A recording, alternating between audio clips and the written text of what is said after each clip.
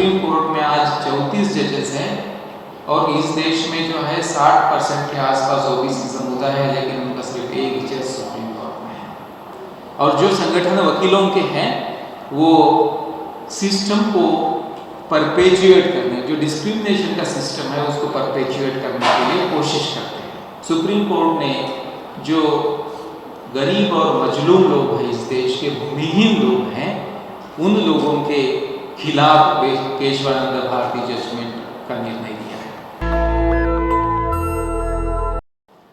हमारी democracy relatively new है, claim बहुत पुराने हैं, मतलब 5000 साल के हमारे क्लेम हैं, लेकिन हमारी डेमोक्रेसी जो West Indies form of democracy है वो बहुत रिसेंट है। और रिसेंट डेमोक्रेसी को जो है हमारे जो कॉन्स्टिट्यूशन ने जो सेटअप किया है, उस कॉन्स्टिट्यूशन में जो मैकेनिज्म सेटअप किया है वो मैकेनिज्म पिछले कई सालों से जैसे डिजायर्ड था वैसे काम नहीं किया। और डिजायर्ड क्या था कि हमारे देश में सेपरेशन ऑफ पावर है, हमारे देश में 3 अंग बनाए गए हैं, तीनों अंगों को जो है एक पेरीफेरी में रखा गया है, एक कार्यक्षेत्र में रखा गया है और कार्यक्षेत्र में उनको काम करने के लिए बताया गया है।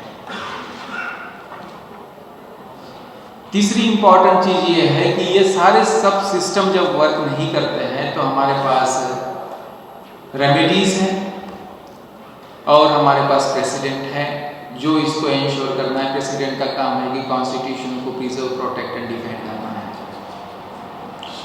लेकिन जब ये सब मैकेनिज्म चल रहा है तो पीपल कैंपेन कैसे चलते हैं? पीपल के कैंपेन कैसे चलते हैं? क्योंकि पीपल के कैंपेन नहीं चलेंगे तो देश की डेमोक्रेसी का जो स्मूथ फंक्शनिंग है वो स्मूथ फंक्शनिंग संभव नहीं है। इसीलिए जो है पीपल कैंपेन भी बहुत इंपॉर्टेंट चीज है किसी भी डेमोक्रेसी में।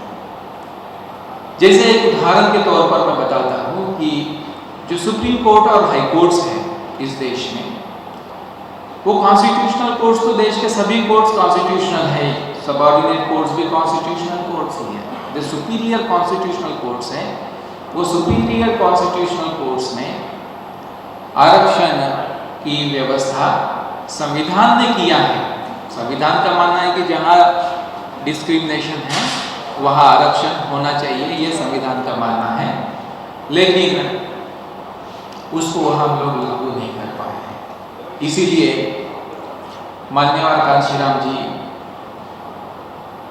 एक पार्लियामेंट्री कमेटी के मेंबर थे जिसको करिया मुंडा कमेटी कहा जाता है।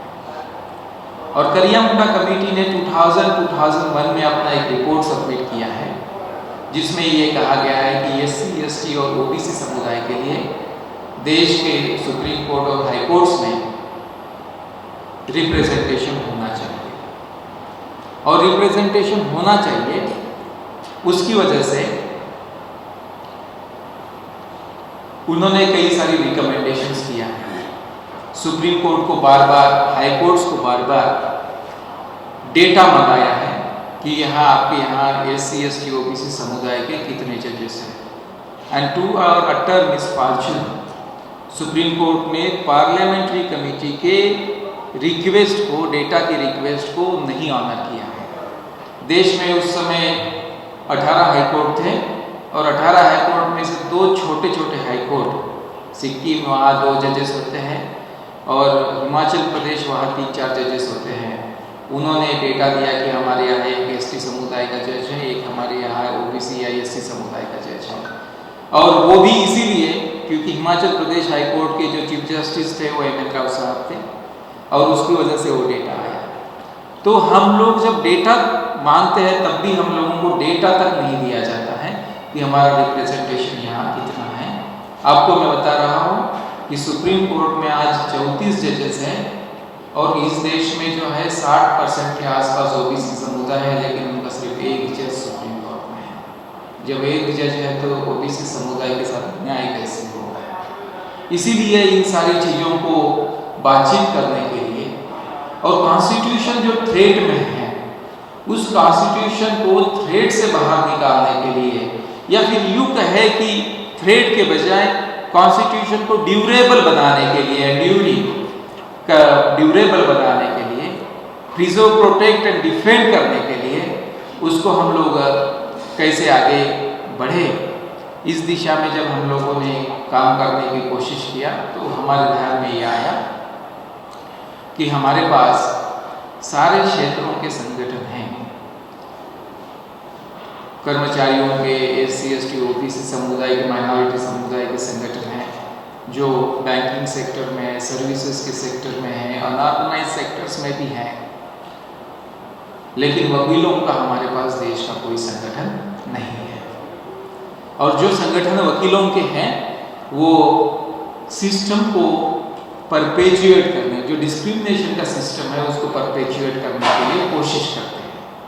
और परपेचुएट करने के लिए जब कोशिश करते हैं तो उसी की वजह से हम लोगों के लिए वहाँ न्याय की बात करना बहुत डिफिकल्ट हो जाता है। सिस्टम कैसे वर्क करता है, यदि आपका लोग वहाँ नहीं है तो आपके, यदि लोग वहाँ नहीं है किसी भी सिस्टम में, इनके सब पार्लियामेंट आपका लोग नहीं है, एग्जीक्यूटिव में यदि आपका लोग नहीं है तो आपकी सिस्टम आपके फेवर में किसी तरह का काम नहीं करेगी। एक एग्जाम्पल के तौर पर बताता हूँ कि सुप्रीम कोर्ट के पूर्व न्यायाधीश नरीमन साहब ने 2 दिन पहले एक इंटरव्यू दिया और इंटरव्यू में उन्होंने कहा कि हमारे घर में उनके पिताजी यहाँ एडिशनल सॉलिसिटर जनरल बनकर आए थे। उनका पर्सनल, मैं उनके बारे में कुछ नहीं कहना है, यदि उन्होंने जो बोता है उस चीज़ को मैं आपको बता रहा हूँ कि सॉलिसिटर जनरल बनकर उनके पिताजी आए थे बॉम्बे से दिल्ली, और बॉम्बे से दिल्ली आने के बाद उसी समय जो है, जो जस्टिस नरीमन है उनका LLB का पढ़ाई हुई, दिल्ली यूनिवर्सिटी से उन्होंने LLB पढ़ाई कंप्लीट कर लिया। तो जिस ईयर में उन्होंने LLB का कंप्लीट कर दिया पढ़ाई, उसी साल उनके घर में JB दादा चांद जी आए, he was a supreme court lawyer. JB दादा चांद जी ने कहा कि I am giving you a case of your life, Minerva mills case, जिसने बेसिक स्ट्रक्चर को इस देश में सेटल किया। JB दादा चांद जी ने कहा कि you will be the only lawyer who will be assisting नानी Palkhivala. You will be the only lawyer and I will depute from my side, some Swarup advocate from the Supreme Court, from his chamber. He will depute to assist Nariman, and Nariman will be assisting नानी पालकीवाला। 1 साल नहीं हुआ था उनकी practice, 1 year नहीं हुआ था। उसी ईयर में देश की सबसे बड़ी केस में उनको नानी पालकीवाला, जिनको बहुत सारे लोग कहते हैं कि बड़े वकील थे, उनको असिस्ट करने का मौका मिला। और next year then he went to Harvard. Next year तो हो सकता है कि इस केस में उन्होंने असिस्ट किया, उसकी वजह से उनको हार्वर्ड में एडमिशन मिला होगा। ये ओकेजन जाति, धर्म और समुदाय के कनेक्शंस की वजह से बन रहा है। सुप्रीम कोर्ट और हाई कोर्ट्स में ये कनेक्शंस, में नरीमन जी के खिलाफ नहीं बोल रहा हूँ, मैं एग्जाम्पल के तौर पर बता रहा हूँ कि हमारे देश में कास्ट और रिलीजन के कनेक्शंस, समुदाय के कनेक्शंस कैसे वर्क करते हैं, और आपके लोग नहीं होने की वजह से वहाँ आपके साथ न्याय नहीं होता है। आप मुझे बताइए कि नरीमन जी को जो जस्ट 1 साल की वकालत का समय नहीं था, उस समय देश की सबसे बड़ी केस मिली। आज यहाँ 20-25 साल से बहुजन समाज के ब्रिलियंट लॉयर काम करते हैं, लेकिन उनके लिए उस तरह का कोई केस नहीं मिलता है। तो that's how the caste system works in this country. और इसीलिए इस रियलिटी को हमें स्वीकार करना चाहिए, और इस रियलिटी को स्वीकार करते हुए हम लोगों ने इस दिशा में काम करना शुरू किया। तो 3-4 इंपॉर्टेंट चीज़ें हमने पिछले 3-4 सालों में की है। पहला तो सुप्रीम कोर्ट का क्रिटिसिज्म बहुत लिमिटेड लोगों में था, और वो भी बहुत डिसेंट लैंग्वेज में इस देश में सुप्रीम कोर्ट का क्रिटिसिज्म होता था। जैसे किसी जज को बोलते समय लोग हमेशा ऑनरेबल बोलते थे, सुप्रीम कोर्ट को बोलते थे कि माननीय सुप्रीम कोर्ट। तो 3-4 सालों में जो है हमने इस क्रिटिसिज्म को पब्लिक डिस्कोर्स का सबसे बड़ा मुद्दा इस देश का बनाया है। ये हम लोगों ने पिछले 3-4 सालों में किया है। दूसरी इम्पॉर्टेंट बात हम लोगों ने क्या किया कि इस देश में जो कॉलेजियम व्यवस्था है उसको इस देश के संविधान को बचाने वाली व्यवस्था को रूप में प्रोजेक्शन किया गया था। एक्चुअली संविधान दिलीप जी और हमने तो एक आर्टिकल लिखा हुआ है कि संविधान और अरविंद में भी एक आर्टिकल लिखा हुआ है, पब्लिश्ड ओपिनियन है कि कॉलेजियम व्यवस्था क्यों बनाई गई। तो कॉलेजियम व्यवस्था को जो देश के संविधान को और लोकतंत्र को बचाने वाली व्यवस्था बताया जा रहा था, हमने जनता को, देश भर के लोगों को बताया कि संविधान के खिलाफ कॉलेजियम व्यवस्था को लाया गया है। SC, ST, OBC के लोगों के अधिकार छीनने के लिए कॉलेजियम व्यवस्था को लाया गया है। ये देश का सबसे बड़ा डिस्कोर्स हमने पिछले 3-4 सालों में खड़ा किया है। आज यदि SC, ST, OBC लोगों के खिलाफ सुप्रीम कोर्ट से कोई निर्णय आता है तो लोग बोलते हैं कि कॉलेजियम व्यवस्था में ऐसे ही एक्सपेक्टेड निर्णय है। तीसरी बात हमने एक पहली बार ये किया है कि इस साल Supreme Court Kesavananda Bharati judgment को सेलिब्रेट कर रहा है, इसलिए हमने उसका रेफरेंस हमारे सब्जेक्ट्स में लिया है कि केशवानंद भारती जजमेंट जो है उसने ये कहा है कि बेसिक स्ट्रक्चर जो आर्टिकल 368 कॉन्स्टिट्यूशन में है वो प्लेनरी पावर है। कॉन्स्टिट्यूशन में जो अमेंडमेंट ऑफ द कॉन्स्टिट्यूशन है वो प्लेनरी पावर है। सुप्रीम कोर्ट ने जो गरीब और मजलूम लोग हैं, इस देश के भूमिहीन लोग हैं, उन लोगों के खिलाफ केशवानंद भारती जजमेंट का निर्णय लिया है। जो गरीब, मजलूम और भूमिहीन लोग हैं, जिनके लिए संविधान ने उनके साथ सामाजिक, आर्थिक और राजनीतिक न्याय करने की गारंटी दी है, उस गारंटी के खिलाफ, संविधान के खिलाफ सुप्रीम कोर्ट ने 50 साल पहले केशवानंद भारती नाम के जमींदार के केस में निर्णय लिया है। और जिसके बाद में मुझे तो लोगों ने कहा है कि केशवानंद भारती जजमेंट के बाद इस देश में गरीबी बढ़ी है, विषमता इस देश में बढ़ी है।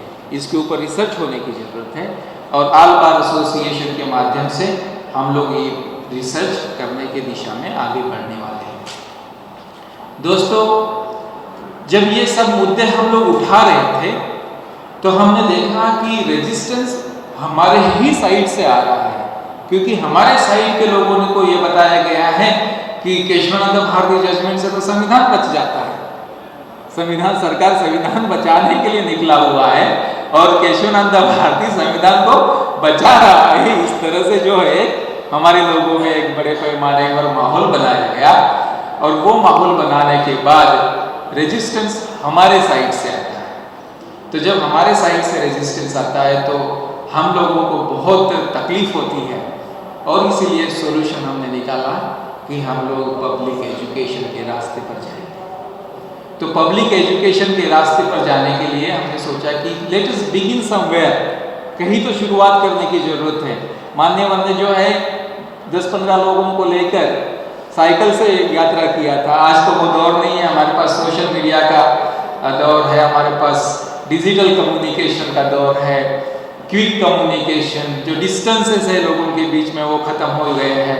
तो इसीलिए जो है हमने सोचा कि लेट अस बिगिन समवेयर, और इसीलिए आज हमने इस दिन को चुना है कि इस दिन से हम लोग इस देश का जो ऑफिशियली हमारा जो इस देश में संविधान को लॉन्ग लास्टिंग बनाने का, ड्यूरेबल बनाने का, संविधान को प्रिजर्व, प्रोटेक्ट एंड डिफेंड करने का और इस देश में लोकतंत्र को और संविधान को स्थापित करने का जो हम लोगों ने आंदोलन चलाया है उसको यहाँ से शुरू कर रहे हैं। नेशनल दस्तक की आपसे गुजारिश है कि अगर इसको बचाना चाहते हैं तो नेशनल दस्तक को सब्सक्राइब करने के लिए रेड कलर के सब्सक्राइब बटन को दबाएं, फिर बेल आइकन की घंटी दबाएं। नेशनल दस्तक को बचाने के लिए बहुत जरूरी है कि हर खबर को शेयर करें, लाइक करें, कमेंट जरूर करें।